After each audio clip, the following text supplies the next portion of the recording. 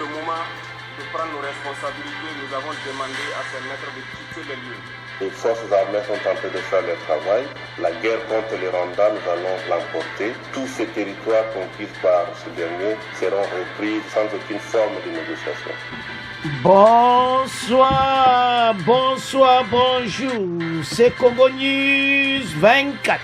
Bande Konanga, comme toujours avant de commencer notre émission, nous disons merci à Dieu.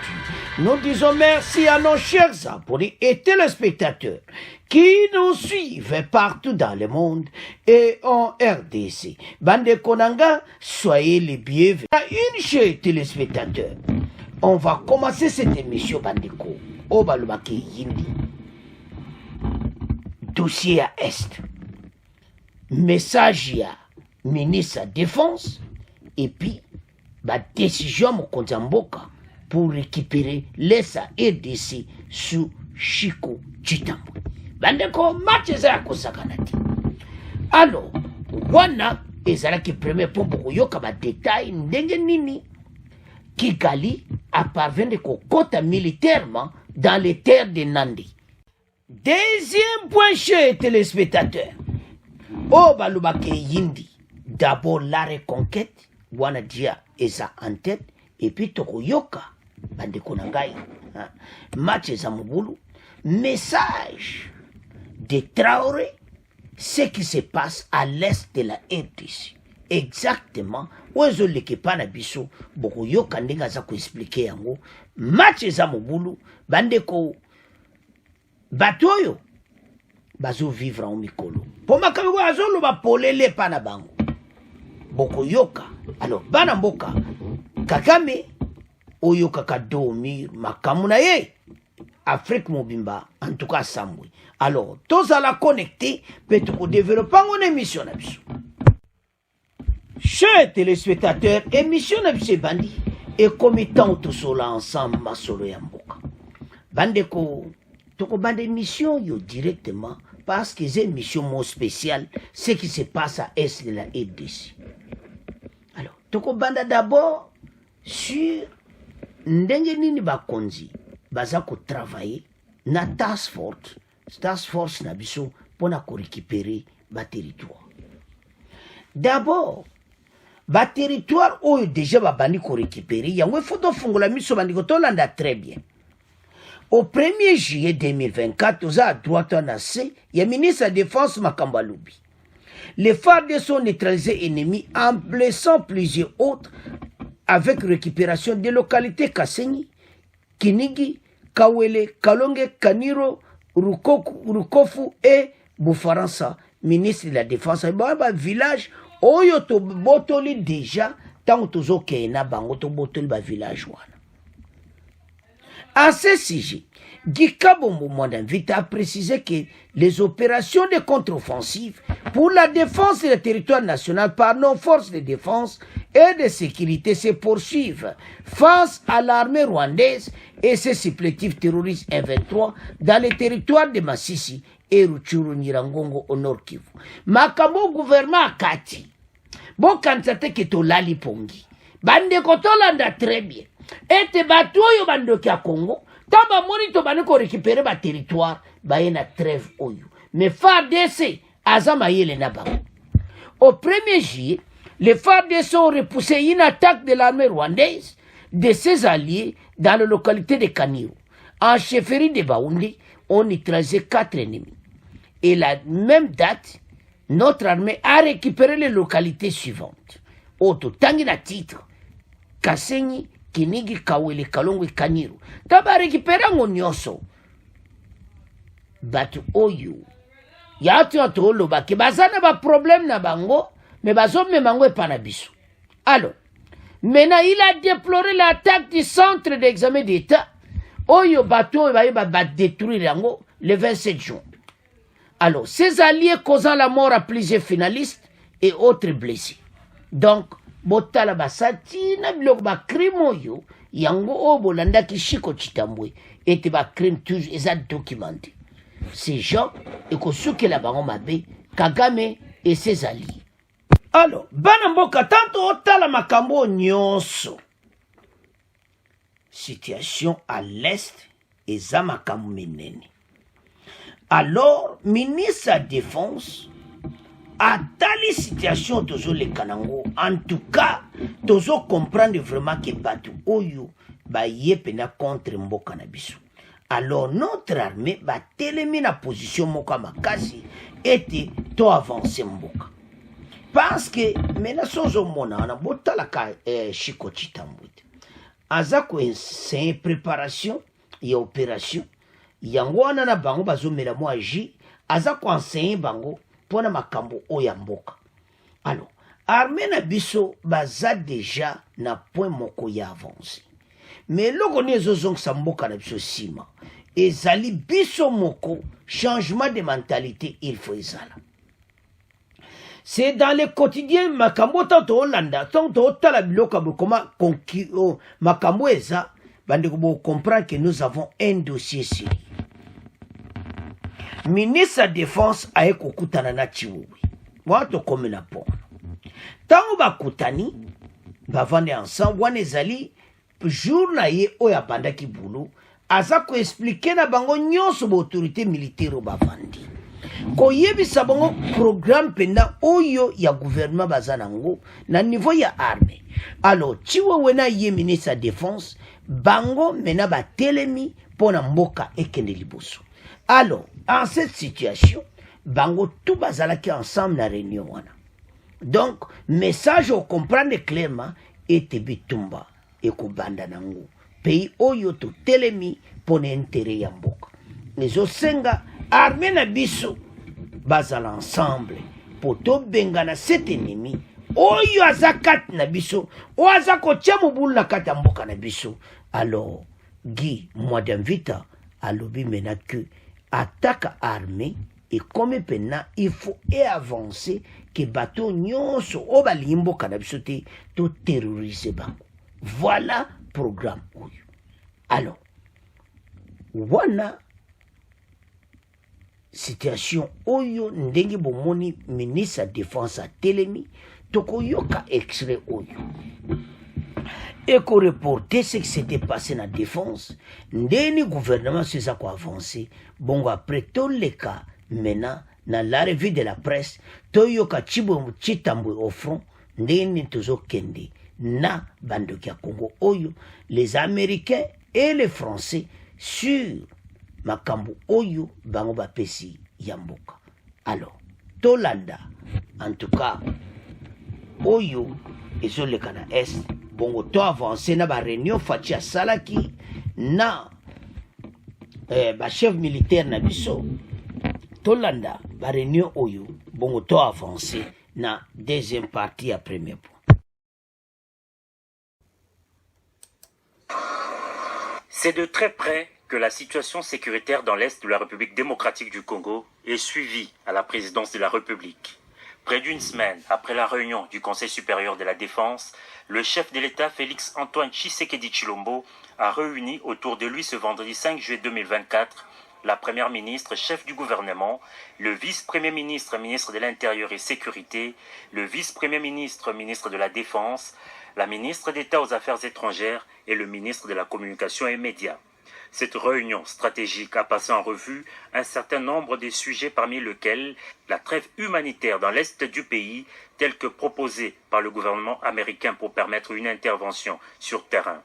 De cette réunion est ressortie la détermination réitérée du commandant suprême des forces armées et de la police de récupérer chaque portion du territoire national occupé par le Rwanda et ses supplétifs du M23. Mais ce qu'il faut retenir, c'est que comme il avait dit au cours de la dernière réunion du Conseil supérieur de la Défense, que la détermination est restée la même pour s'assurer que nous faisons tout pour récupérer chaque portion de notre territoire national occupé par ces terroristes et par le Rwanda. Et il y a déjà beaucoup de pressions qui sont faites sur le Rwanda. Notamment, vous avez suivi le blocage de l'aide humanitaire prévue par l'Union européenne. Tout ça, ce sont des choses qui peuvent rentrer dans le cadre de nos efforts diplomatiques, parce que vous savez que nous sommes sur plusieurs fronts à ces sujets. Et donc, c'est dans cette optique que nous avons terminé la réunion. La suite de ces discussions aura lieu ce même vendredi avec la task force du haut commandement militaire et dans le cadre de suivi régulier de la situation, des rencontres devront encore se multiplier dans le jour et les semaines qui viennent. Alors, chers téléspectateurs, en tout cas, tolandi biso nyonso. Donc, ce qu'on tali okomona clairement réunion oyo ya task force oyo mokonza mboka asangsaki eza pona ko reconquérir ba place nyonso ba zone nyonso occupé. Donc reconquête moko total bana mboka. Alors, tant qu'on reconquérir ba territoire na mokonzi asangsaki ministre de défense asangisaki bango nyonso ba état major basangise bango ensemble pour un dossier oyo était to avancé na ho était mboka na biso ekende liboso. Alors soko tali situation oyo nde tolandi wana nde bolandi nde ba expliquer task force en tout cas ba dji ba décision makasi baza décider ba récupérer donc mboka na biso mobimba. Donc au moins clairement était ba aventure aussi là armée na biso telemi na position moko direct était to botoli bisika nyonso oyo ba territoire oyo monguna aibaki na maboko na biso. Alors reconquête des zones occupées, destin du pays, capitaine Traoré wana tozoya na poasuka parce que ça sont oya lobby. Alors surtout dans la situation tozomona clairement était biso ensemble il faut tous à la unis pour la situation mboka bandeko. Quand vous voyez ba américain de bazawana ba américain bazako telema contre position oyo biso tozui même bango bazo sepela nangoti mais armée na biso ba telemi pour na intérêt ya mboka ete armée na biso et avancer liboso yango tina bomoni que FARDC mena bazui pena oyo kaka suka na bibundeli mais ba question eza kotunama toza bato mo ifale pena tokende na avance musika pays oyo eza pays na biso tozo vivre makamongo donc ya mawa mais osenga ete biso to telema contre cet ennemi o atelemeli mboka na biso parce que c'est possibilité pays oyo wumela ndenga muketi makambo tozo vivre lelo oyo kaka ke ba américain bato wana tout ba européen baza contre position na biso eza mawa. Alors sikoyo les confrères et un journal balobi ete après indépendance na biso mboka oyo changement makasi eza pendati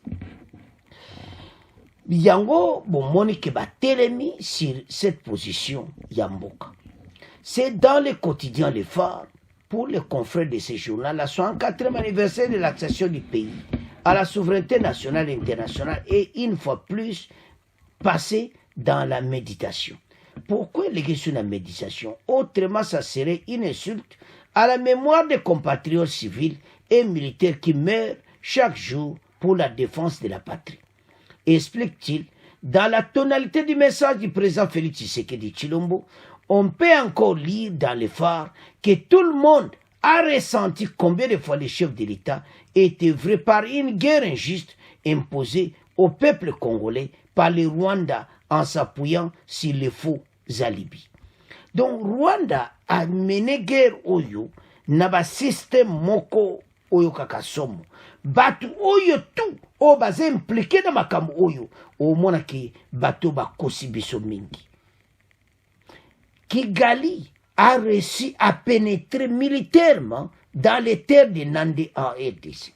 Donc depuis makambo e bandana est, c'est pour la première fois et Kagame na batu ne ba kota na terre ya banandi. Guerre au nord Kivu, Kigali et ses supplétifs en terre Nandi relève de son côté les billets hebdomadaires. Depuis vendredi 28 juin, la commune de Kanyabayonga est passée aux mains des agresseurs RDF, IPDF, M23, AFC d'après combat avec les FARDC soutenus par les Ouazalendo, explique ce journal. Non, sans rappeler que la cité de Kanyabayonga ouvre la voie vers le Grand Nord. pour la première fois depuis des années, ajoute le maximum Kigali a reçu à pénétrer militairement au Rwanda. Militairement sur les terres Nandi, jusqu'à farouchement hostile à tout ce qui se rapporte au Rwanda. Survenu 48 heures avant la commémoration de l'année anniversaire de l'indépendance, l'occupation de Kanyabayonga a provoqué une onde de choc à travers tous les pays, observe les billets de matin. Donc, arrivé à Kagame na Batuna Kanyabayonga, terre banande, il y a un problème autre vivre pour le monde. Bande ko makamuza minen. Alors, Tolanda, nanu la revue de la presse, Toyo Kamakambuana était armé au you. En tout cas, il faut tout élément si maya armé na biso, ndenge makambu ezo kendi. Parce que Kagame et ses hommes, ba yaki penda oyo kaka, na troupe ete ba envahir mboka na biso. Mais Chiko, naba jeune oyo, ba telemi naba wazalendo, ba telemi ensemble. Alors, si ko situation tozana ngomena, ezo sega ete biso to telema bomoko. Oyo kaka l'heure est grave. Alors, sans plus tarder, Tolanda, la revue de la presse, Bongo to avance. La une de la presse, cette semaine à Kinshasa. Indépendance, nouvelle célébration dans la méditation. C'est dans le quotidien Le Phare. Pour les confrères de ce journal, le 64e anniversaire de l'accession du pays à la souveraineté nationale et internationale est, une fois de plus, passé dans la méditation. Autrement, ce serait une insulte à la mémoire des compatriotes civils et militaires qui meurent chaque jour pour la défense de la patrie, explique-t-il. Dans la tonalité du message du président Félix-Antoine Tshisekedi Tshilombo, on peut encore lire dans Le Phare, tout le monde a ressenti combien le chef de l'État est écœuré par une guerre injuste imposée au peuple congolais par le Rwanda en s'appuyant sur des faux alibis. Guerre au Nord Kivu, Kigali et ses supplétifs en terre mandés relève de son côté le bi-hebdomadaire Le Maximum. Depuis vendredi 28 juin, la commune rurale de Kanyabayonga est passée aux mains des agresseurs RDF, UPDF, M23, AFC après d'âpres combats avec les FRDC soutenus par les Wazalendo, explique ce journal, non sans rappeler que la cité de Kanyabayonga ouvre la voie vers le Grand Nord. Pour la première fois depuis des années, ajoute Le Maximum, Kigali a réussi à pénétrer militairement sur les terres nandais, jusque-là farouchement hostile à tout ce qui se rapporte au Rwanda. Survenu 48 heures après la commémoration de l'anniversaire de l'indépendance, l'occupation de Kanyabayonga a provoqué une onde de choc à travers tout le pays, observe ce bi-hebdomadaire. Bandeko Tolandi Bissognon sur la revue de la presse. C'est-à-dire, Kagame azako avancé contre mboka na biso pour la première fois kota tina terre ya banande otozo benga bati origine rwandaise. Alors, la commune rurale est passée aux mains des agresseurs RDF, IPDF, M23, AFC après combat avec les FARDC soutenus par les Wazalendo, explique ce journal, non sans rappeler que la cité de Kanyabayonga ouvre la voie vers le nord. Donc, soto otala, sinya ya Kanyabayonga et fungoli nzela wana. Alors, maintenant, eloni tontoloba. Que ndenge tozomona Chiko Chitambwe, naba jeune wana, ba telemi pona intérêt ya mboka. Présence na bango, ekosilisa bato mususu o baza contre le biso, parce que ba Chiko, baza vraiment ba fui. Ya armé na biso ti ba komi na niveau wana. Alors, ndenge ye moko aza na front, bato bakop na bango ekufi. Oyo ya ba retrait stratégique. Et sili, mais loko ni tonto yesa ba Congolais ici. Congolais a comprendre que bato oyo, o bozo mona, plan na bango nyonso ekoti mai. Parce que bango ba planifier que bakobotola kaka goma kalate, bakosala kabo, mais kop na bango esimbiti. Alors, soko zota la position bateau contre mboka na biso bandeko zo sala pena pasi moko tali likolo tal na solobi okabe ennemi de la paix balingi mboka oyo te non tokotika bango calme te ce que tali président États-Unis ou tali France bah comme un problème parce que le président Macron situation a comme na to yebite ce que ko suka ndenge nini na élection en France donc sikoyo ekozala ndenge nini ozomona élection oyo résultat 2024 donc bah comme un problème ndenge bazawana donc France a comme une situation difficile parce que touana so bakoti et c'est alors non surtout au tala et comme peno yo kaka situation comme na ba français ba comme un problème parce que pour le moment élection maintenant bazo pema moke pour na exibaye ba nini kolika ce qui va far right oyo bakoti Macron a un problème sur les bango nyonso. Côté États-Unis, pas un problème sur les. Même si Macron va dire une partie à majorité, la majorité à mon été, Macron a gouverné France difficilement dans la nuit étikali. Oyo nyonso ane nini, ma pe o bazako sala ebisi. Mon côté bango tout bazane ébullition. En Angleterre, ou atinda kabangunda longwe.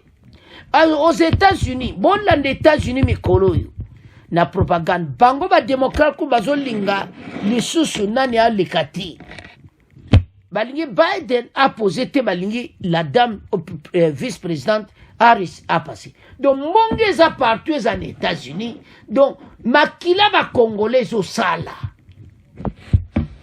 Macron a fait de façon difficile pour le monde a gouverner bien té et tikali nani ezala basangani parce que résultat kutawo zobima awa bato bazana problème sérieux to yebete basangani pour azwa majorité mais ako diriger mboka bien té parce que extrême droite position bazo kenango na mikolo koya bako koma na bango na place pourquoi parce que ba français bango baza prétendait bazo laksake bango parce que bango baza ba coloniser ba mokibeli mais ba osa makamala muté yango tina ba bengani bango na Afrique de l'Ouest mais toujours un deuxième point parce que le capitaine Traoré a lobby penza makamundenga zoloba ozoba kreba zoloba na Kagame mais toujours un point alors bande ko ba situation toujours vivre en mboka na biso boye ba été bato tout basala ka mboka na biso mabe ba comme na situation difficile bazo ebeloko ko salati parce que pour le moment mu konza mboka lobby décision to salango to récupérer ba territoire nyonso o ezana maboka ba Rwanda mais biso to so mona yango ti biso to tala mabande ko soko tali guerre yo ba Rwanda ba ziba territoire facilement bitumba pena makasi ezate donc ndenge bazango facilement et zo l'accession de vraiment bana mboka na front wana et puis bo pesa ba peine de mort na bo tu oyo uto leka ba musuana ba kosala ngote armée oyo ke liboso parce que il y a un groupe mobo ya batu bazana kati armée ce ne sont pas des Congolais de père et de mère ce ne sont pas des Congolais balingi mboka alors et l'on dit ba américain basalaka baza ko utiliser bango na président Rwandais azaka ka instrument bon na président Rwandais na Uganda baza be instrument alors tango to ko landexer boko monaki batu yo donc baza bango bomoko ozomona le maximum depuis vendredi 28 juin la commune rurale de Kanyabayonga est passée aux mains des agresseurs RDF IPDF M23 AFC so tala bien ba leader eza yemoko RDF na IPDF do Uganda na Rwanda bango moko nde bakonzi ya place wana tala situation oyo tozanango ya ona zesa congolais nyonso fungola miso na dossier mboka Chiko nde ozomona zo laksa bana oyo azana souci ba jeune oyo ete to gagne mboka ye moka koti na terrain ko laksa bango ndeni préparation ezo salama azo komela bango ba directive bana mboka nini bashiko bango ne bakosimba armée oyo na futur na biso makambo ebele bango bayeba secret nyonso. Alors ndenge formation bango baza kozwa armée na biso ndenge ezokola ba Occident na mutu na bango Kagame bakome na problème. Pourquoi tozoloba boye toke directement na pona bana mboka Chiko Chitambwe bango nyonso na bachiwo boye bachi message afache clair ete to récupérer ba territoire nyonso. Et maintenant parce que tozo vivre ezaki bango mindele oyo babandi ba hostilité na bango bazo tinda boyo kaka bamili na mbodo baotia pena désordre yango capitaine Traoré aye koloba. Capitaine Traoré aye koloba boui. Suivez le message de Traoré, c'est ce qui se passe à l'est de la RDC. Bandeko tango azoloba message na ye ezomona na clairement ete situation au biso zanango na est ezaka ndenge moko alobi bato oyo toboyi bango eloni bango basali baye komenase biso moto produit ba uranium babiloko ebele mais bango kuna bamunde pelaka biso bamunde toya molili. Donc biso za ba situation mo difficile bango bazango bien mais eloni stratégie na bango ko utiliser bato na bango pour ba hostilité. C'est la même chose oyo Kagame baza ko utiliser abana ba désordre na mboka na biso. Alors quand je suis dans nazo landaye non, ça fait du plaisir. Il a raison. Comment batu oyo balingi mboka na biso te batu oyo ba détruire RDC yango bazo vivre ba situation sérieux makamoto oloba bande komo tsango sérieux makamoto oloba kuna ba komi na problème même na France ako gouverner bien te libabe makambo basali biso. Quel que soit badui partout na parlement, à cause de la majorité nyonso te. Bon croire biso. Nde baso proclamer journée na bango lelo na pourquoi to yoka et cause la bon. Alors, avec l'arrivée y a ba extrême droite. Et ça que ba problème bango ba tungsaka. Na bien que extrême droite ça ma bé pour na bandeko na biso o ya bimigrer o baza na France. To bien très bien. Mais eloko nini ko salama. Extrême droite attaque, donner un exemple qui va l'équiter ou bien va l'équiter. Qu'est-ce qui va se passer? Macron a gouverné bien dit. Oyo nyonso wana po bayeba eti quelque part il y a des âmes qui pleurent. Quelque part à RDC makila wana eza kolanda bango. États-Unis pour le moment bazo linga kutu Joe Biden a posé candidature ba démocrate batia adjoint na ye bazo mona situation se passe Donald Trump a kokoleka parce que Donald Trump so aleki na hier to ça la to que les États-Unis so Donald Trump aleki na hier malgré makamna bongo yo continue nango mais goza différent ya zene ko beta bakara makamutu eleke pana biso bazo azo kota na muzindo makamwa na Italie kutute mais ba oyo ba kotango pena na muzindo yango Traoré alobeli bango. Alors, Tolanda Traoré, bongo to avance. Au moment de prendre nos responsabilités, nous avons demandé à ces maîtres de quitter les lieux.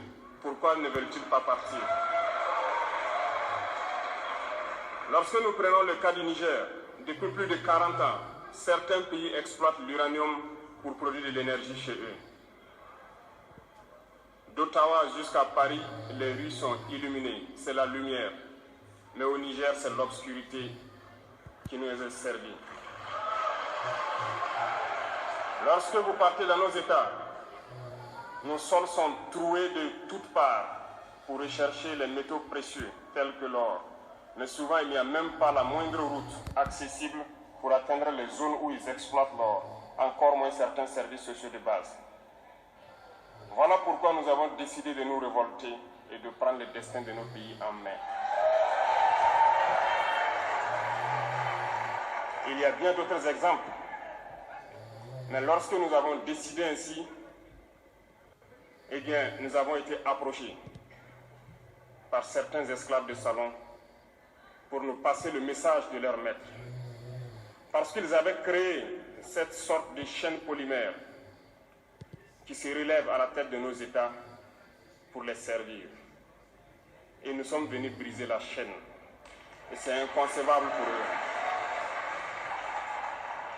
Ils nous ont donc approchés et ils nous ont demandé de rentrer dans les rangs pour faire partir de l'élite qui doit diriger l'Afrique, parce qu'ils ont une élite formée et formatée qui doivent suivre, qui sont incrustés dans cette chaîne-là.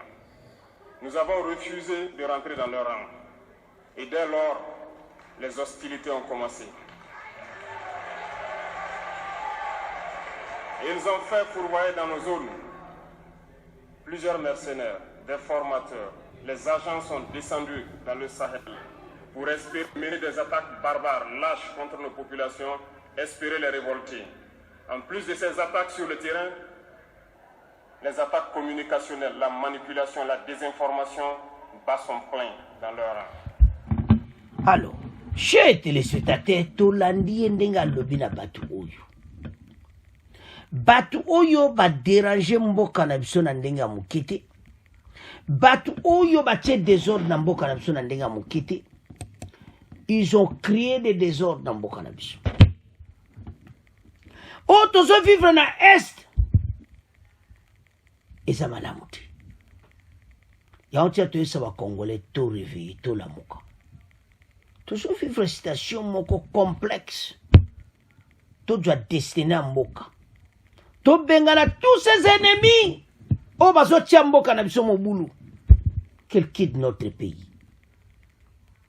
Armée botelema. Président Fachi doit décision makasi. Ba Congolais bazana posa ka ko récupérer kaka ba territoire. Toza na problème souti. La situation sécuritaire dans l'Est de la RDC toujours. Le président de la République, commandant suprême des forces armées de la RDC et de la police nationale, a réuni la task force du haut commandement militaire. Le rapport des évaluations tactiques faites sur le terrain a été présenté au chef de l'État par le haut commandement militaire. Le commandant suprême a donné l'ordre au commandement militaire de lancer des actions idoines pour sauvegarder l'intégrité territoriale de la RDC. D'une rencontre à une autre, le chef de l'État a présidé au palais présidentiel une réunion stratégique consacrée aux questions urgentes en rapport avec la sécurité dans l'Est du pays et la trêve humanitaire proposée par les États-Unis d'Amérique. Il ressort de cette réunion que le chef de l'État a réitéré sa détermination sans faille de s'assurer que nous ferons tout en vue de récupérer chaque portion du territoire national occupé par les terroristes du M23 et le Rwanda, a indiqué le ministre de la Communication et Médias au sortir de la réunion stratégique à laquelle ont pris part la Première ministre Judith Suminwa, le vice-premier ministre, ministre de l'Intérieur et Sécurité Jacques Chabani, le vice-premier ministre, ministre de la Défense nationale Guy Kabongo, la ministre d'État chargée des Affaires étrangères Thérèse Ouamba, le ministre de la Communication et Médias Patrick Mouyaya et le directeur de cabinet du chef de l'État Anthony Kinzo. Yango Monishiko. Yemoko Azanafon. Trahison leki. Ces jeunes babundi pena makasité. Et par exemple, il n'y a pas assez de morts. Pourquoi tu as babundi na bango pena te bazo sabonga bo quitter. Stratégique. Bo quitter. Donc, situation zone kana Nord Kivu. Ils ont pesa mawa. Tu dois bien infiltrer ton côté sabonga na katia armée. Et tu as désordre dans les mukete. Tant que tu as la makamboyo, bon monati, nde makamboisa. Ministre de la Défense à Kotisika, a lobby que armée na biso le 1er juillet ba récupérer oyo nyonso na journée moko ba village nyonso ba bengani ba Rwanda.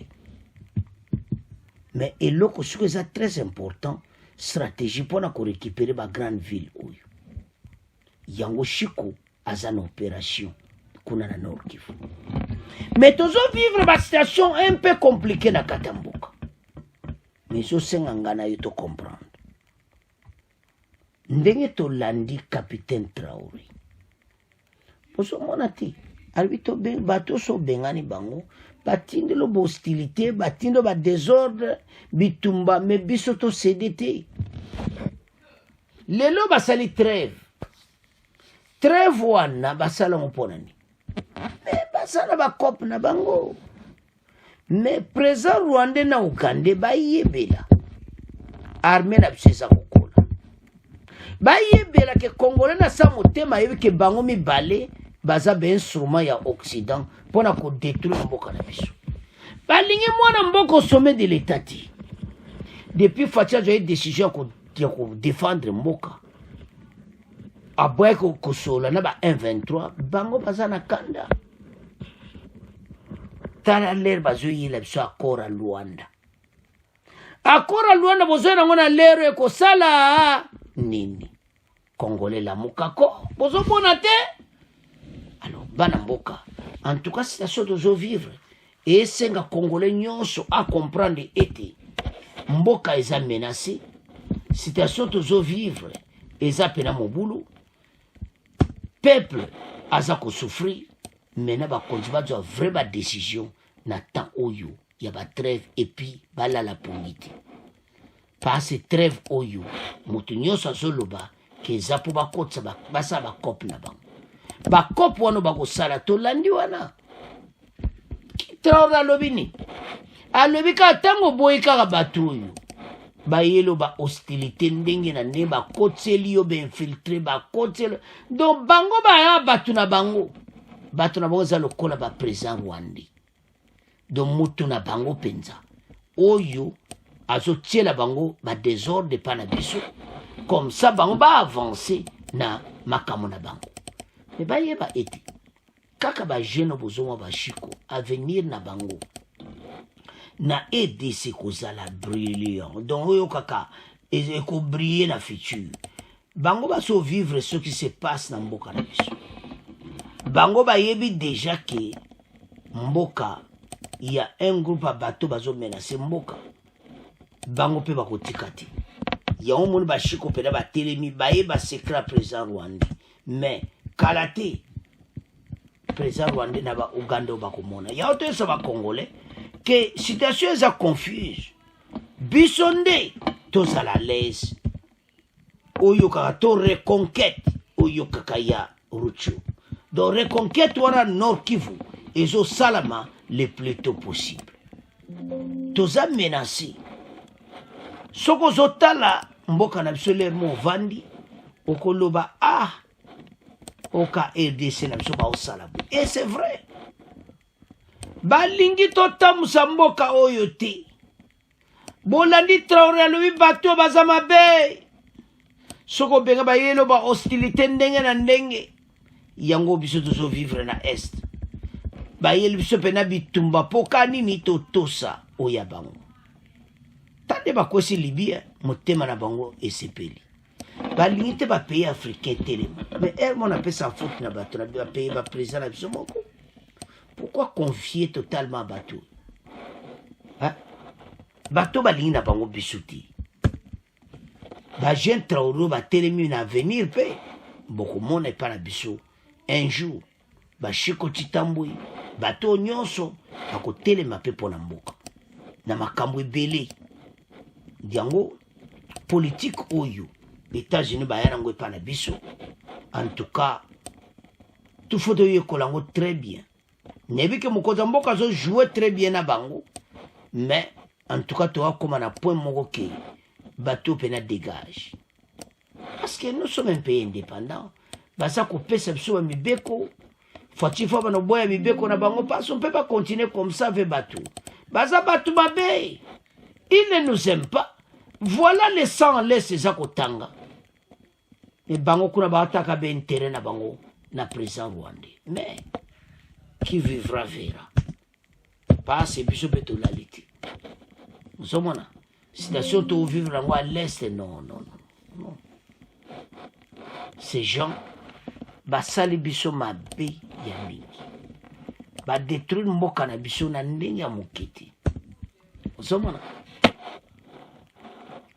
Makambo oyo ezosalama na mboka na biso lelo so Traoré azoloba na kuna na mboka na bango biso pe to vivre même situation. Tous ces impérialistes hein baliko tika mboka na biso te yango futo koma na point que tozala déterminé totelema pona mboka et puis bato yo basakana so na biso te. Mais tango pe kokoka RDC de to okende kande boyoki makambo Traoré alobi biso be to kokobandengwana.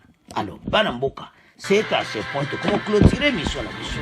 Vous continuez pour s'abonner massivement. Au revoir, à la prochaine.